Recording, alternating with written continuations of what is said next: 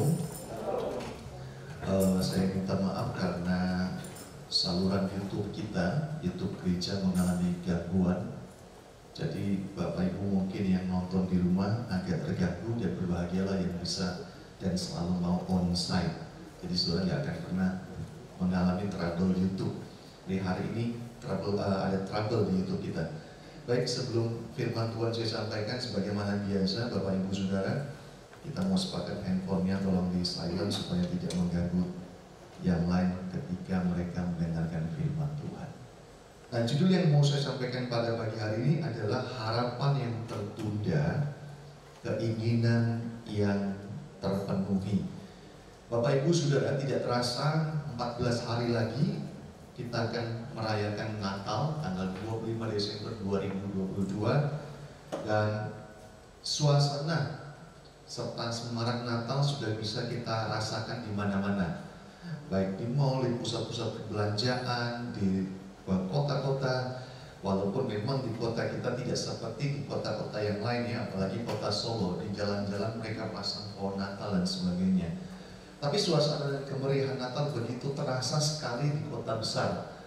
Nah, khotbah-khotbah juga yang disampaikan di mimbar-mimbar gereja semuanya bertemakan tentang Natal, membahas tentang kelahiran Kristus. Itu sebabnya pagi hari ini juga saya ingin membahas tentang Natal, tapi dengan sudut pandang yang berbeda. Yang berbedanya apa? Yang berbedanya saya tidak mengambil dari kitab Injil ataupun juga dari kitab surat-surat para rasul, tetapi saya mengambil dari kitab Amsal, khususnya Amsal pasal 13 ayat 12. Rasanya aneh ya, dan mungkin jarang sekali, bahkan tidak pernah kita temukan pembahasan tentang Natal itu ada di kitab Amsal, tetapi sebenarnya ada. Mari kita buka Amsal pasal 13 ayat yang ke-12. Firman Allah berkata demikian, dan saya ingin mengajak Bapak Ibu Saudara semua untuk kita bacakan bersama-sama. Hitungan ketiga, 1, 2, 3. Harapan yang tertunda menyedihkan hati, tetapi keinginan yang terpenuhi adalah pohon kehidupan. Sekali lagi dengan suara yang keras dan lantang kita baca ayat ini, 1, 2, mulai. Harapan yang tertunda menyedihkan hati, tetapi keinginan yang terpenuhi adalah pohon kehidupan. Nah, saya memberikan perbandingan terjemahan dulu dari terjemahan Alkitab berbahasa Inggris versi King James. Terjemahannya berkata begini, harapan yang ditangguhkan membuat hati sakit. Jadi kalau harapan gak terpenuhi, hati kita jadi sakit. Tetapi ketika keinginan itu datang, itu adalah pohon kehidupan. Ayat ini tidak berbicara secara khusus atau spesifik tentang Natal atau kelahiran Yesus Kristus. Tidak, Bapak Ibu. Tetapi kita bisa melihat makna tentang Natal dalam ayat ini dikemas begitu indah di dalamnya. Karena Natal tidak hanya berbicara tentang kelahiran Kristus Yesus, tetapi Natal juga berbicara tentang harapan. Natal juga berbicara tentang kerinduan. Natal berbicara tentang janji-janji yang digenapi. Dan Amsal pasal 13 ayat 12 ini mengemas semuanya. Harapan, kerinduan, janji dikemas dalam Amsal pasal 13 ayat 12. Melalui apa yang kita baca pada pagi hari ini. Kalau sudah perhatikan ayat pasal 13 ayat 12 ini, di situ ada dua frasa sederhana. Frasa yang pertama adalah harapan yang tertunda menyedihkan hati. Nah, frasa kedua, keinginan yang terpenuhi adalah pohon kehidupan. Nah, pagi hari ini saya ingin melihat satu ayat ini dari tiga sudut pandang yang berbeda untuk menemukan aplikasi atau penerapan Amsal 13 ayat 12. Jadi saya akan menyoroti Amsal 13 ayat 12 ini dari sudut pandang aplikasi yang berbeda. Yang pertama, aplikasi secara umum. Artinya Amsal pasal 13 ayat 12 secara konteksnya itu berbicara tentang apa? Itu yang pertama, aplikasi umumnya. Aplikasi yang kedua adalah aplikasi tentang Natal. Apakah Amsal pasal 13 ayat 12 ini berbicara tentang Natal? Dan yang ketiga adalah aplikasi atau penerapan pribadi. Amsal pasal 13 ayat 12 secara pribadi berbicara apa kepada saya atau kepada saudara? Oke, untuk menghemat waktu saya akan mulai dengan aplikasi yang pertama, aplikasi umum. Kita baca dulu ayatnya, Amsal 13 ayat 12 kita ulangi kembali supaya ini bisa notok di pikiran kita. 1, 2 mulai. Harapan yang tertunda menyedihkan hati, tetapi keinginan yang terpenuhi adalah pohon kehidupan. Kalau Bapak Ibu Saudara membaca kitab Amsal secara umum, Amsal pasal 1 sampai Amsal pasal 31, Saudara akan melihat bahwa Amsal, kitab Amsal, ayat-ayatnya mengajarkan tentang kebijaksanaan. Saya ulangi, kitab Amsal, ayat-ayat kitab Amsal mengajarkan tentang kebijaksanaan dengan cara kita membuat pengamatan, kita membuat sebuah penilaian yang tajam tentang kehidupan. Itu sebabnya kalau kita baca kitab Amsal, kita nggak boleh terburu-buru. Kita harus baca pelan-pelan, lebih lambat, dan penuh penghayatan supaya kita bisa dapat kebijaksanaan yang ada dalam kitab Amsal itu. Saya sampai hari ini masih baca kitab Amsal, belum pindah-pindah. Kenapa?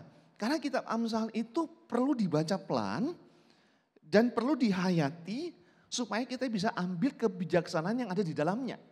Dan saya juga agak aneh kalau banyak orang mengatakan saya sudah dalam setahun saya bisa membaca Alkitab menyelesaikan 3 kali dari kitab Kejadian sampai Wahyu. Dalam hati saya, apa yang kamu dapat? Hebat. Dalam 1 tahun bisa 2 kali baca menyelesaikan. Saya saja setengah tahun belum tentu Amsal selesai beres saya baca. Karena 1 hari saya hanya baca 1 ayat. Sebab sekali lagi Amsal itu pendek. Tetapi untuk mendapatkan hikmat, kebijaksanaan di dalamnya perlu penghayatan. Perlu pemahaman. Nah itulah Amsal. Jadi nasihat-nasihat Amsal itu saya ulangi pendek, sekali lagi pendek dan perlu lambat membacanya. Nah sekarang kita kembali kepada ayat pokok kita. Kita lihat frasa yang pertama. Harapan yang tertunda menyedihkan hati.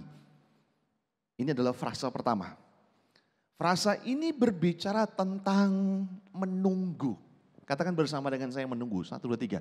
Menunggu. Harapan yang tertunda menyedihkan hati. Intinya adalah menunggu. Siapa di antara kita semua yang betah menunggu? Saudara boleh angkat tangan sebentar dapat hadiah Natal, kado Natal. Belum ada ya. Siapa di antara kita yang betah menunggu? Berapa banyak anak-anak yang rela menunggu kado Natal mereka? Dari papi mami atau dari opa oma, dari engkong, emak. Rasanya tidak ada di antara kita, rasanya tidak ada di antara kita yang rela mau menunggu. Kita pada umumnya nggak suka menunggu panggilan telepon dari teman, dari sahabat, dari orang tua, dari orang yang kita inginkan dia nelpon kita. Pada umumnya kita nggak suka menunggu jawaban WA. Kita nggak suka menunggu paket kita tiba hari ini atau besok dan sebelumnya dan seterusnya. Kita memiliki kecenderungan untuk merasa lama menunggu ketika kita menantikan malam cepat tiba. Atau pagi cepat tiba. Dan masih banyak contoh sederhana tentang menunggu. Tapi saya memberitahu saudara, kadangkala menunggu itu bisa membawa suasana hati kita menjadi lebih serius. Contoh, pada saat kita menunggu kerja. Kalau ada orang-orang yang menganggur, belum punya pekerjaan. Nah momen-momen menunggu panggilan kerja itu beda dengan waktu kita menunggu jawaban WA. Atau mungkin saudara menunggu ketika saudara sakit, lalu saudara pergi ke dokter spesialis, dan dokter mengatakan, wah ini sakitnya enggak seperti biasa. Ini mesti butuh analisa beberapa dokter spesialis. Pada waktu kita menantikan analisa, hasil analisa dokter spesialis, momen menunggu seperti itu tidak mudah. Menguras pikiran, perasaan, ikut bermain, dan juga mungkin hal-hal yang ada di sekitar kita itu mengganggu suasana hati kita. Atau mungkin saudara masih lajang dan menunggu datangnya pasangan hidup yang Tuhan tetapkan untuk menjadi pendamping hidup saudara sampai selamanya.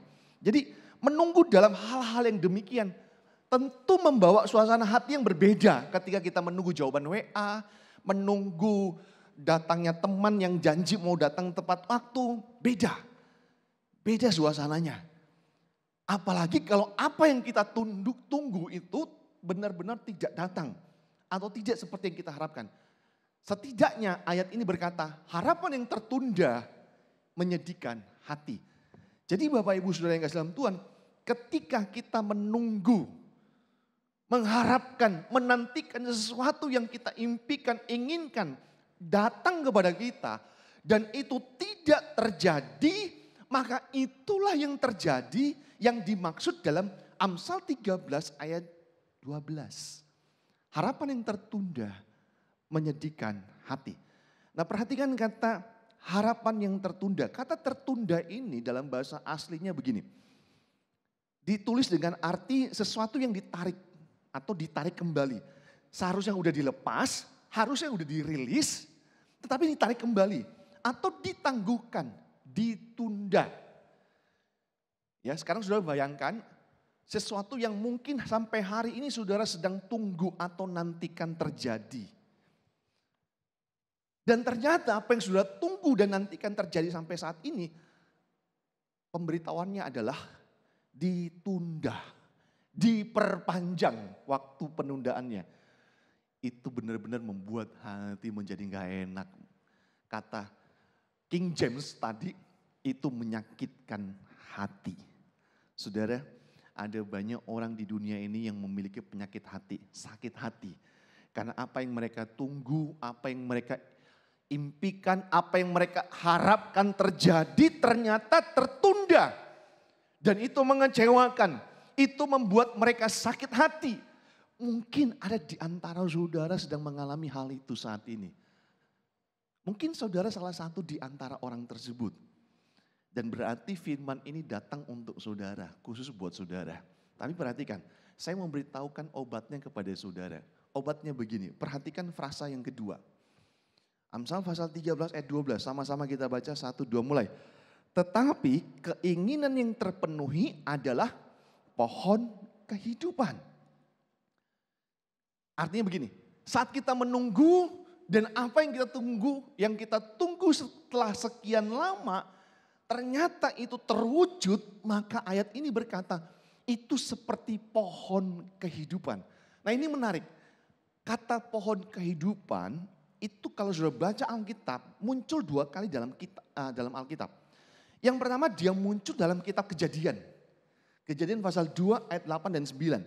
Dan yang kedua dia muncul dalam kitab Wahyu pasal 22 ayat 1 sampai 12. Kata pohon kehidupan. Dan pohon kehidupan dari dua kitab ini memiliki makna simbolis yang berbeda. Kalau sudah baca kitab Kejadian pasal 2 ayat 8 dan 9, pohon kehidupan di sana itu berbicara atau menyimbolkan, menggambarkan tentang kehidupan kekal. Tapi dalam kitab Wahyu di situ digambarkan tentang penyembuhan. Jadi, saya ulangi. Keinginan yang terpenuhi, impian yang terpenuhi, harapan yang terpenuhi, cita-cita yang tergenapi, apa yang dinantikan yang terjawab, itu seperti pohon kehidupan. Memberikan kehidupan dan juga memberikan kesembuhan bagi hati yang sakit. Frasa pertama adalah hati sakit. Tapi frasa kedua, ketika jawaban itu terpenuhi, penantian itu terjawab, maka itu seperti pohon kehidupan yang memberi kesembuhan. Jadi saya tulis begini, harapan yang tertunda membuat hati sakit. Dan di mana ada kesakitan, maka di situ perlu penyembuhan. Dan penyembuhan menurut Amsal 13 ayat 12 adalah ketika keinginan terpenuhi. Saudara masih ingat kisah tentang Naomi dan Ruth menantunya? Alkitab berkata, Naomi mengalami kepahitan hati, kepahitan hidup. Sebab suaminya Elimelek dan kedua anak laki-lakinya, Mahlon dan Kilion, meninggal di tanah pengasingan di Moab. Dia hanya kebagian 2 menantu perempuan orang Moab, orang kafir. Yang pertama adalah Orpah dan yang kedua adalah Ruth. Naomi merasa hidupnya hancur, dia tidak punya lagi keturunan yang bisa meneruskan hak warisan suaminya Elimelek. Tetapi karena Tuhan begitu mencintai Naomi dan tidak ingin memutus semua hak keturunan dari keluarga ini. Maka akhirnya ketika Naomi pulang kembali ke Bethlehem, menantunya bernama Ruth berjumpa dengan Boaz. Singkat cerita, Ruth dan Boaz menikah dan mengakhirkan seorang anak laki-laki yang bernama Obed. Dari Obed lahir Isai. Dari Isai lahir Daud. Dan seterusnya. Ketika Obed lahir, maka Ruth membawa Obed ini, anaknya, ke pangkuan Naomi. Disitulah kepahitan Naomi terangkat. Kesakitan hati Naomi oleh karena penderitaan yang dialami di tanah Moab. Suaminya meninggal, 2 putranya meninggal. Kesakitan Naomi, kepahitan hatinya terjawab ketika dia gendong Obed di pangkuannya. Itu berarti bahwa keturunannya akan meneruskan semua hak dan warisan yang ditinggalkan. Jadi sekali lagi, keinginan yang terpenuhi itu seperti pohon kehidupan. Nah, inilah aplikasi pertama atau aplikasi umum atau makna yang sesungguhnya dari Amsal pasal 13 ayat yang ke-12. Nah, sekarang kita melihat aplikasi Natal. Apakah Amsal pasal 13 ayat 12 ini berbicara tentang Natal? Di mana hubungannya? Baik, saya sudah mengatakan di awal bahwa Natal tidak hanya secara khusus berbicara tentang kelahiran Kristus, tetapi Natal berbicara tentang pengharapan, Natal berbicara tentang kerinduan dan janji yang terpenuhi. Nah, sekarang kita lihat, orang Israel khususnya orang-orang Yahudi, mereka menantikan kehadiran Mesias itu selama bertahun-tahun lamanya. Seperti apakah masa-masa penantian? Rasanya. Seperti apa rasanya orang-orang Yahudi menantikan kedatangan Mesias? Walaupun sampai hari ini Bapak Ibu tidak semuanya orang Yahudi yang ada di Israel menganggap bahwa Yesus Kristus yang kita sembah sebagai Tuhan dan Juru Selamat itu adalah Mesias bagi mereka. Gak semua orang Yahudi sampai hari ini. Mereka masih menantikan Mesias. Tapi bagi orang Yahudi yang benar-benar percaya Yesus Kristus adalah Mesias, mereka sudah mendapatkan penggenapan janji. Nah, seperti apa rasanya orang Yahudi menantikan Mesias? Baik, saya mulai dari awal ceritanya. Masih ingat kejatuhan manusia? Adam dan Hawa jatuh dalam dosa di Taman Eden. Setelah mereka jatuh dalam dosa, mereka berada di bawah penghakiman Allah. Kutuk mengikuti hidup mereka dan penghakiman Allah jatuh atas mereka. Tetapi pada waktu Allah menyatakan penghakimannya ke atas mereka, waktu yang bersamaan Allah menjanjikan tentang seorang juru selamat. Namun Tuhan tidak pernah memberitahu kapan datangnya juru selamat itu. Sehingga setelah Adam dan Hawa, keturunan berikutnya muncul, setiap kali ada anak laki-laki Ibrani atau Yahudi yang lahir, mereka menganggap apakah anak laki-laki ini akan menjadi juru selamat yang dinantikan, yang dijanjikan oleh Allah kepada Adam dan Hawa. Sehingga lahirlah seorang yang bernama Nuh dan ayahnya memberikan nama Nuh kepadanya. Nuh artinya penghiburan. Dan orang yang mendengar nama Nuh mereka berharap, oh mungkin Nuh lah yang menjadi juru selamat yang akan membebaskan mereka dari kutuk akibat kutuk dosa Adam dan Hawa. Ternyata Nuh tidak menjadi juru selamat. Tahun berganti tahun, bulan berganti bulan. Dari ratusan tahun menjadi ribuan tahun. Dari ratusan tahun menjadi berabad-abad menjadi ribuan tahun. Dan selama itu Tuhan mengirim nabi-nabinya untuk menyatakan, menyampaikan kedatangan juru selamat dengan informasi-informasi yang lebih bertambah. Sampai di kitab akhir dalam kitab perjanjian lama yaitu kitab Maleakhi. Sampai di ujung kitab Maleakhi Allah stop berbicara. Tuhan berhenti berbicara kepada bangsa Israel, kepada orang Yahudi. 400 tahun Tuhan berdiam diri, tidak mau berbicara lagi. Dan selama ribuan tahun dari zaman Adam dan Hawa terima janji itu. Sampai di kitab Maleakhi, sudah ribuan tahun Allah berbicara tentang kedatangan Mesias, kedatangan Juru Selamat. Sampai selama ribuan tahun itu orang Yahudi tetap menanti. Saking menantinya mereka. Setiap kali mereka merayakan Paskah, di pesta perjamuan Paskah di malam hari. Kalau mereka hadir ada 6 orang di meja perjamuan Paskah. Mungkin Paskah keluarga atau Paskah komunitas. Kalau yang hadir dalam meja perjamuan itu ada 6 orang, maka cawan yang disiapkan itu 7. Yang satu dikhususkan untuk Elia, mereka selalu menganggap begitu. Setiap tahun mereka mengadakan Paskah. Mereka selalu melebihkan satu cawan dan satu kursi kosong. Dikhususkan kalau mereka makan Paskah. Tiba-tiba Elia datang dan ikut perjamuan. Lalu dia mengumumkan Mesias akan datang pada waktu sekian, hari sekian, dan tanggal sekian. Tetapi Elia tidak pernah datang. Sehingga cawan yang ditaruh khusus buat Elia dibungkus kembali, disimpan kembali untuk digelar pada tahun berikutnya. Itulah kebiasaan tiap tahun. Saking rindunya dengan Mesias. Setelah Allah 400 tahun berdiam dari kitab Maleakhi masuk kitab Injil Matius. Sebenarnya yang lebih dulu bukan kitab Injil Matius, tapi kitab Injil Markus. Di antara kitab Injil yang paling tertua itu kitab Injil Markus. Cuman urutannya dalam kitab kita yang tertulis itu Matius, Markus, Lukas, Yohanes. Tapi kitab tertua Injil itu Markus. Setelah kitab Maleakhi 400 tahun Allah berdiam diri. Muncullah malaikat Gabriel, bukan pemain bass tadi. Muncullah malaikat Gabriel lalu mendatangi seorang perempuan Yahudi yang bernama Maria. Dan menyampaikan pesan, juru selamat Yesus akan lahir melalui rahimnya. Dan saat ketika kelahiran Yesus terjadi, Allah kembali mengutus malaikatnya untuk menyampaikan pesan kepada para gembala di Padang Efrata dengan pesan sebagai berikut. Sama-sama kita baca, 1, 2, 3. Lalu kata malaikat itu kepada mereka, jangan takut. Sebab sesungguhnya aku memberitakan kepadamu kesukaan besar untuk seluruh bangsa. Hari ini telah lahir bagimu juru selamat, yaitu Kristus Tuhan di kota Daud. Perhatikan kata hari ini. Sama-sama katakan bersama dengan saya, hari ini. 1, 2, 3. Hari ini. Waktu malaikat menyampaikan pesan kepada para gembala. Hari ini telah lahir bagimu juru selamat. Hari ini. Berarti selama ribuan tahun sejak zaman Adam dan Hawa jatuh dalam dosa di Taman Eden.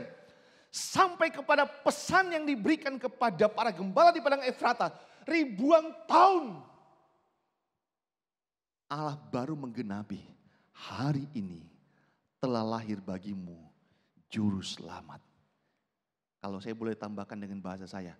Yang telah Bapa Tuhan janjikan sejak zaman Adam dan Hawa jatuh di Taman Eden.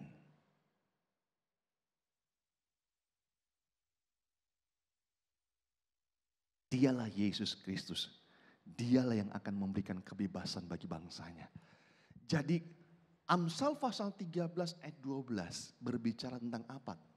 Khususnya dalam konteks Natal. Berbicara tentang janji yang digenapi. Sekalipun penggenapannya dari zaman ribuan tahun yang lalu. Tapi Allah tetap menggenapi. Aplikasi pertama berbicara secara umum. Konteksnya. Aplikasi kedua dia berbicara tentang Natal. Janji yang digenapi. Amsal 13 ayat 12. Yang poin ketiga. Aplikasinya secara pribadi. Buat kita apa? Nah saudara, apa yang menjadi penerapan pribadi Amsal pasal 13 ayat 12 ini? Jawabannya adalah ini. Tuhan Yesus Kristus adalah penggenapan dari semua kerinduan kita. Segala sesuatu yang kita butuhkan ada dalam dirinya. Dialah jawaban atas semua persoalan hidup yang kita alami hari ini. Ini penerapan pribadinya buat kita. Hanya dari Amsal pasal 13 ayat 12. Tadi dikatakan Amsal 13 ayat 12 bahwa harapan yang tertunda menyedihkan. King James Version menyatakan menyakitkan hati. Ada begitu banyak penyakit hati di dalam dunia ini. Karena harapan yang tertunda. Impian yang tidak terjawab. Keinginan yang tidak terpenuhi. Tetapi kelahiran Yesus Kristus menjadi jawaban atas semua hal itu.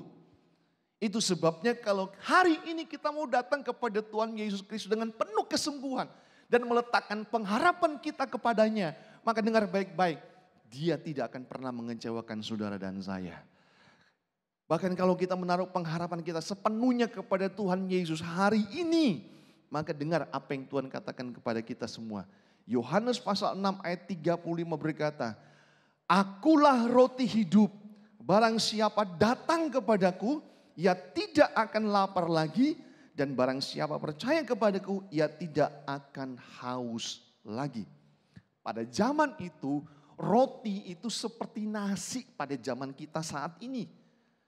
Orang-orang Palestina sampai mungkin hari ini, kebutuhan utama mereka, kebutuhan pokok, makanan pokok mereka adalah roti, gandum. Kalau kita nasi, kalau kita belum makan nasi rasanya seperti belum makan. Kalau tadi pagi makannya bakmi, siang mungkin nanti makannya soto, kalau belum kena nasi rasanya itu belum makan. Nah orang Yahudi seperti itu.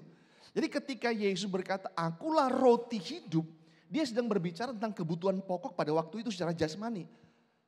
Kebutuhan pokok orang Yahudi pada waktu itu adalah roti.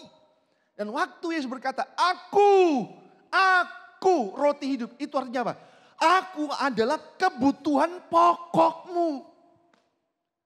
Aku adalah yang utama bagimu. Seperti roti bagimu setiap hari. Kita nggak bisa berkata begini, ya kalau ada Tuhan Yesus, puji Tuhan lah, syukurlah. Kalau nggak ada Tuhan, ya nggak apa-apa lah. Nggak bisa. Tidak ada yang bisa menggantikan Tuhan Yesus dalam hidup kita. Siapapun dan apapun. Dengar, tanpa Tuhan Yesus, hidup kita itu seperti ranting tanpa pokok. Ranting pohon anggur tanpa pokoknya. Kalau kita hidup tanpa Tuhan Yesus, kita itu seperti domba tanpa gembala. Saya sudah pernah mengkhotbahkan tentang domba ini. Binatang paling bodoh di antara semua jenis binatang, ya domba. Paling bodoh, paling bego, paling bedegong bahasa Ibraninya, ya domba. Hidup kita tanpa Tuhan Yesus seperti orang berdosa tanpa penebus atau juru selamat. Hidup kita tanpa Tuhan Yesus seperti orang buta tanpa terang. Hidup kita tanpa Tuhan Yesus seperti orang sakit tanpa dokter atau tabib. Hidup kita tanpa Tuhan Yesus seperti seorang murid tanpa guru.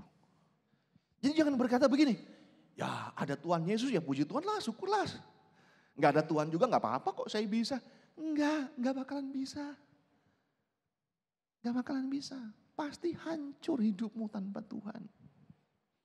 Nah selanjutnya dari kata akulah roti tadi, kata hidup. Penggalan dari kata akulah roti hidup, penggalannya saya ambil kata hidup. Kata hidup ini untuk memperjelas penekanan bahwa kalau kita makan roti itu, maka hidup kita tidak akan lapar lagi dan tidak akan haus lagi. Jadi Amsal 13 ayat 12, penggenapan pribadi adalah Yesus Kristus Sang Mesias Juru Selamat yang telah lahir bagi kita. Adalah penggenapan dari semua impian, keinginan, harapan, jawaban atas semua persoalan dan kebutuhan kita hari ini.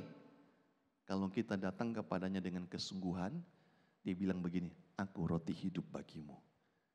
Aku kebutuhan utama bagimu. Kalau kamu datang kepadaku dengan kesungguhan, kamu tidak akan lapar lagi, kamu tidak akan haus lagi. Dengan kata lain, makan roti hidup artinya kita datang kepada Yesus Tuhan. Kita percaya kepada Dia sebagai Tuhan dan Juru Selamat. Hari ini, mari periksa hati kita, hati saudara. Adakah hatimu gelisah? Adakah hati saudara hari ini sakit? Akibat kekecewaan demi kekecewaan karena kerasnya kehidupan hari-hari ini yang kau alami. Atau karena ketidakadilan kehidupan yang kau alami. Hari ini mari periksa hati saudara. Apakah ada perasaan bersalah, tertuduh? Kalau memang ada hal-hal yang seperti saya katakan tadi, kenapa saudara harus menunggu lebih lama lagi untuk datang kepada Tuhan Yesus, mengakuinya, bertobat, dan Tuhan Yesus pulihkan hidupmu? Ingat, dia udah lahir bagimu dan bagi saya. Dia adalah juru selamat kita. Dialah yang menjadi jawaban dari semua kebutuhan dan pergumulan hidup kita hari ini. Tidak ada yang lain, dia. Dan pesan yang diberikan oleh Bapa kepada para gembala di Padang Efrata 2000 tahun yang lalu adalah pesan yang sama. Yang hari ini juga Tuhan mau sampaikan kepada saudara dan saya. Pesannya adalah ini, sama-sama kita baca. 1, 2, 3. Lalu kata malaikat itu kepada mereka, jangan takut. Sebab sesungguhnya aku memberitakan kepadamu kesukaan besar untuk seluruh bangsa. Hari ini telah lahir bagimu juru selamat, yaitu Kristus Tuhan di kota Daud. Jangan takut. Juru selamat telah lahir bagimu. Datang kepada dia dengan penuh kesungguhan. Taruh harapanmu di sana. Maka dia yang adalah roti hidup akan memenuhi segala kebutuhanmu. Amin. Mari berdiri bersama saya.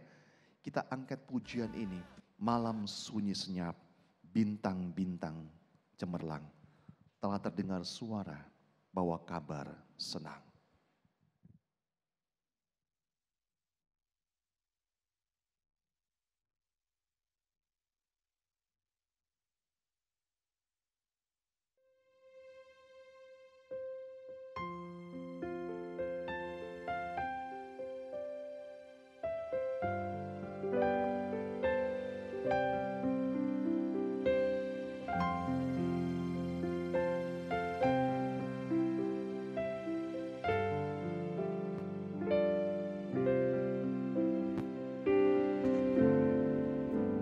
Malam sunyi senyap, bintang-bintang cemerlang.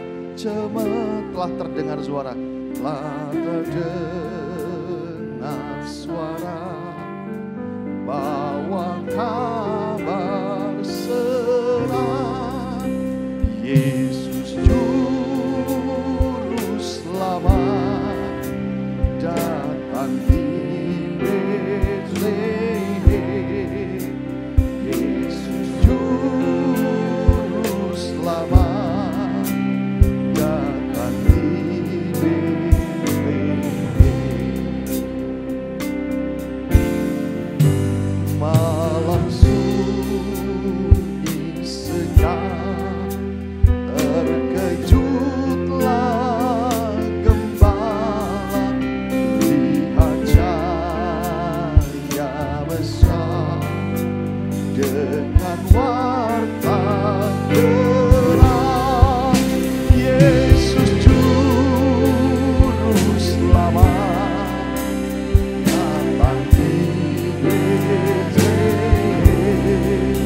Yesus juru selamat datang di Betlehem. Malam sunyi, malam sunyi senyap, bintang-bintang cemerlang. Telah terdengar suara, bawa kabar senang. Yesus juru selamat datang di Yesus juru selamat datang di Betlehem. Jemaat Tuhan saja Yesus juru selamat katakan. Amin. Yesus Kristus Tuhan juru selamat adalah jawaban dari semua kebutuhanmu, jawaban dari semua persoalan hidupmu. Datanglah kepadanya saat ini. Yesus juru selamat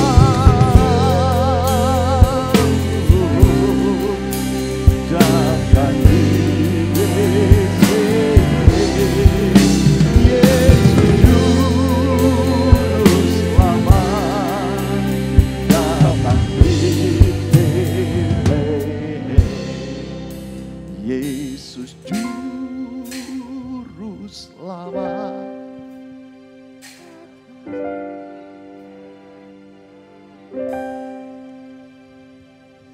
Hari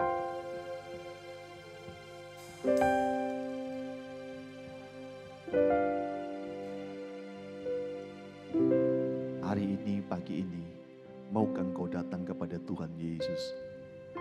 Roti hidup itu, dia bukan bayi lagi, tapi dia bertahta, duduk di sebelah kanan Allah Bapa, mendengar doamu, menjawab segala doamu dan kebutuhanmu. Dialah jawaban atas semua pergumulan hidupmu yang hari-hari ini engkau anggap berat untuk engkau hadapi. Datanglah kepadanya dengan penuh kesungguhan hati. Taruh dan letakkan harapanmu di dalam Dia. Maka Dia yang adalah roti hidup, yang menjadi kebutuhan pokok utama kita, akan memberikan kepuasan bagi dahaga jiwamu dan kekenyangan bagi jiwamu yang lapar dan haus itu. Yesus Juru Selamat datang di Betlehem.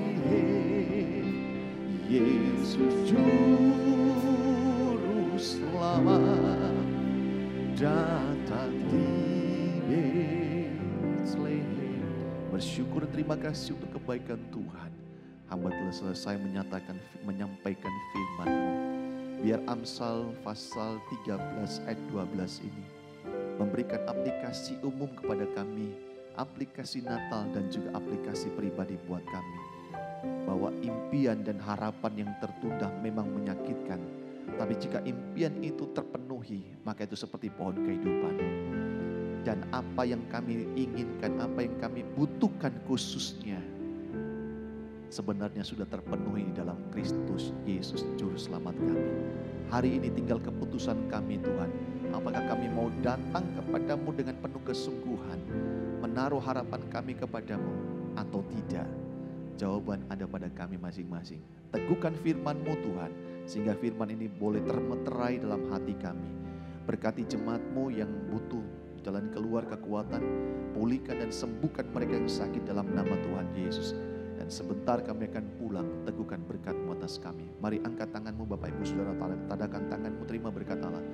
Kasih karunia dari Allah Bapa di surga, pertolongan Tuhan Yesus, pemeliharaan perlindungan Allah Roh Kudus menyertai engkau dari sekarang sampai Maranatha Tuhan Yesus datang kedua kali. Yang percaya sama-sama katakan amin.